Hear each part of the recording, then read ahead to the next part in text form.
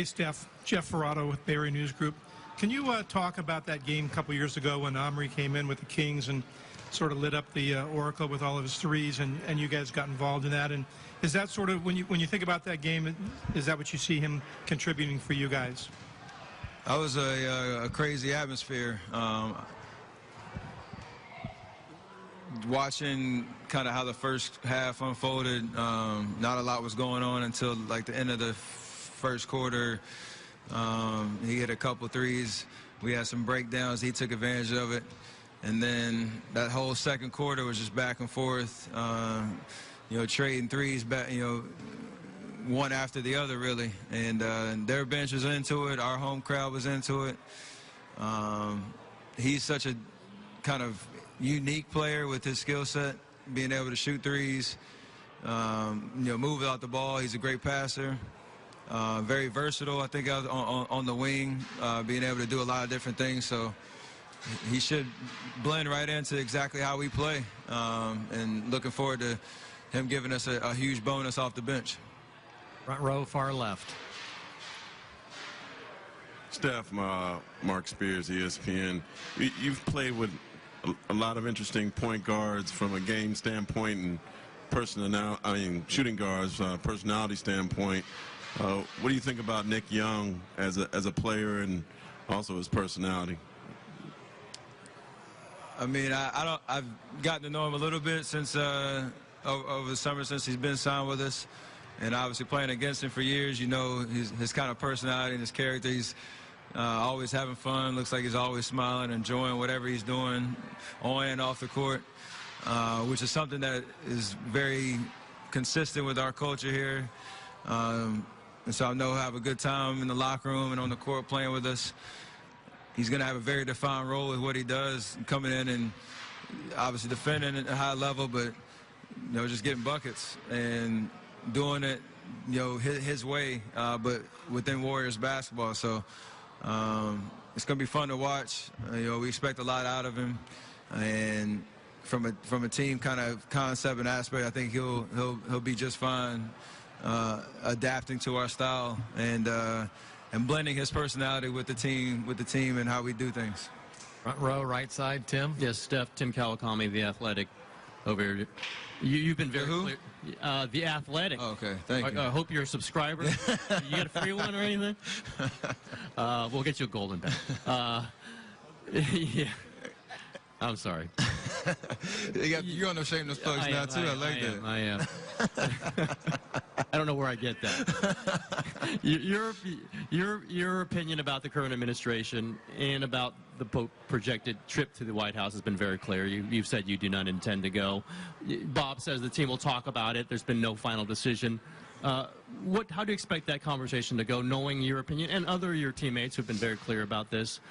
Can your opinion be changed? And do you expect this to be just a player discussion, or does management count too in this?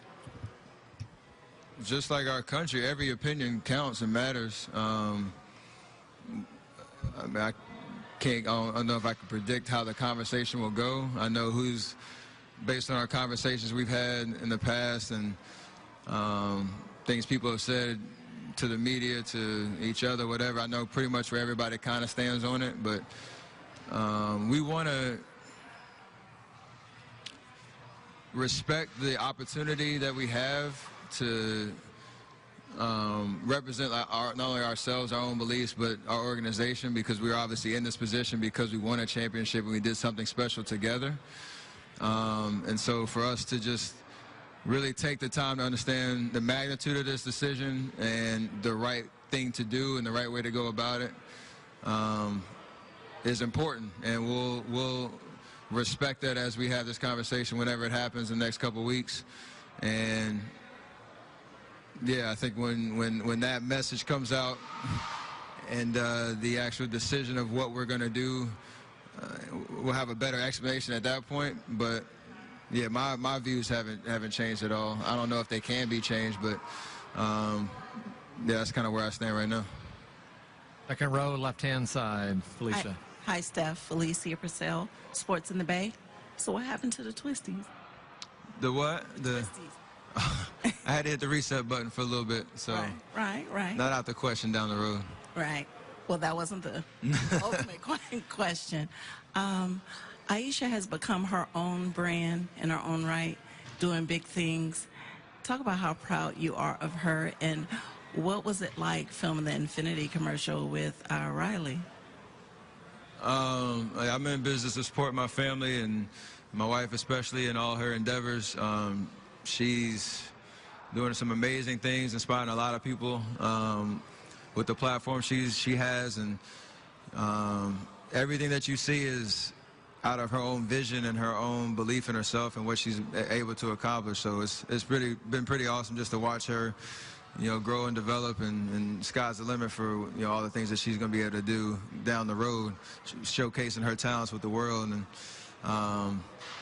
with the commercial, Riley was pretty cool, just seeing her be herself. And it's kind of crazy. She was on set for like 30 minutes and drew that little track and had some fun. We had that little interaction on set.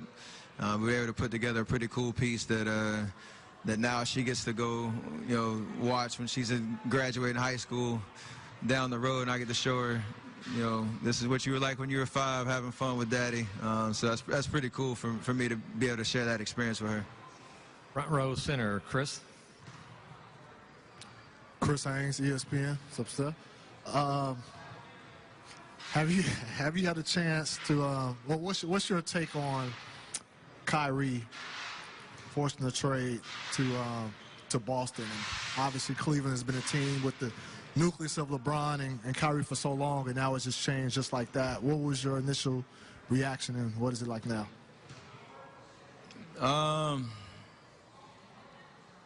Yeah, I guess it was something unexpected, I guess, from the outside. You don't know what's going on or what's been going on the last 3 years in the organization. That's not for us to know.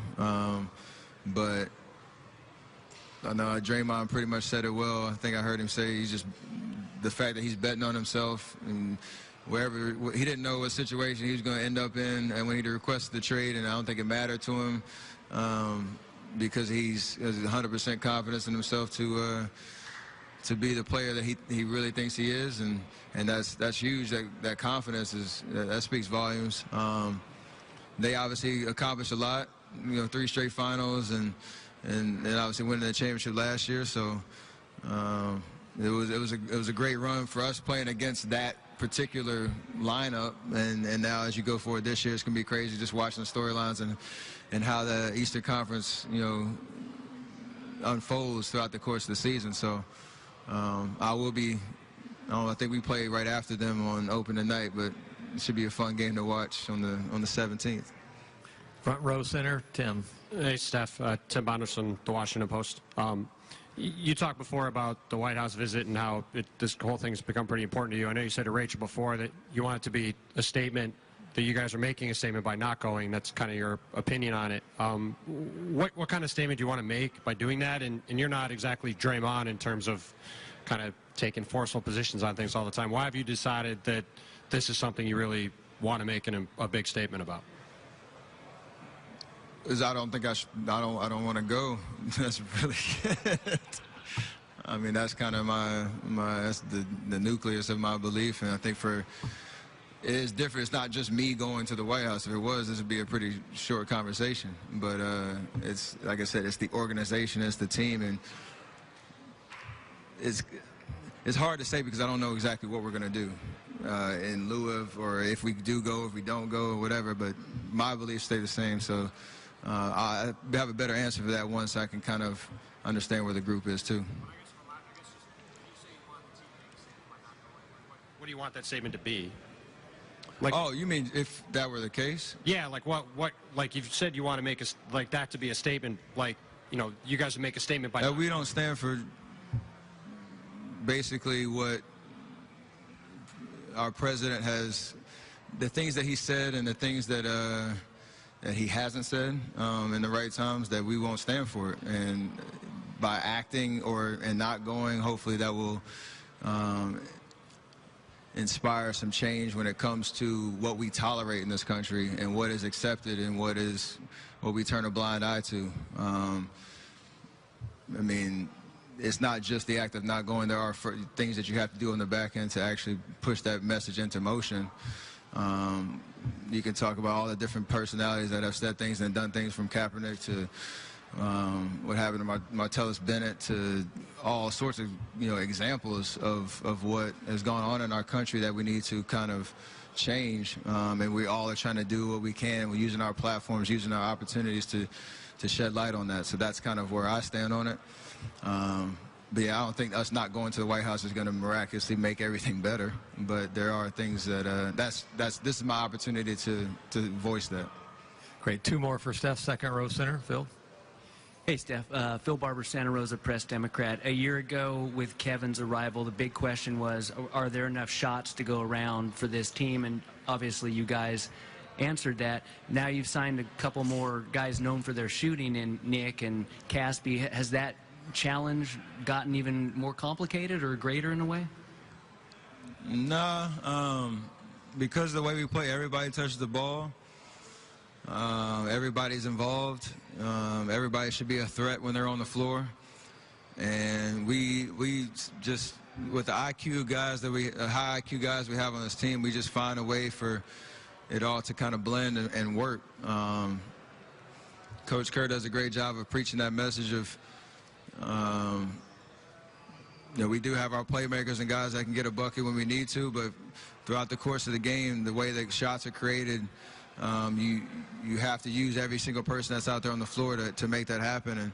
And guys that can put it on the floor, guys that can pass, guys that can knock down open shots, the more that you have on the floor, the better off you are, I think. And we don't have guys that are selfish at all, that are jealous of anybody else's success, or going to create drama if they get 5 shots one game and 15 shots the next game, as long as we win. Last one for Steph. Marcus.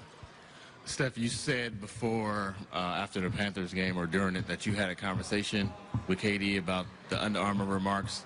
One of the concerns is that the shoe stuff might get into the chemistry on the court. Do you anticipate you needing to do anything to make sure that doesn't happen or that becoming an issue? And secondarily, do you want to confess to any secret accounts? No. Me and KD, all the talks off the court, it is what it is. Obviously, he said what he said, and he had a certain viewpoint on the grassroots industry and brand loyalty and all that kind of stuff. And then obviously, I know what we've been able to accomplish from an Under Armour basketball standpoint and a Curry product standpoint in the last really 3.5 years, building that business to something that means something in the shoe game. So I guess maybe in practice we should just play in our socks and call it a day. That'd probably be the best way to make sure there's no drama when practice starts, you know what I'm saying? So we might do that. Great. Thank you. Okay, we'll have... unbranded socks, not... Yeah, all right. We'll have Omri will be in here next.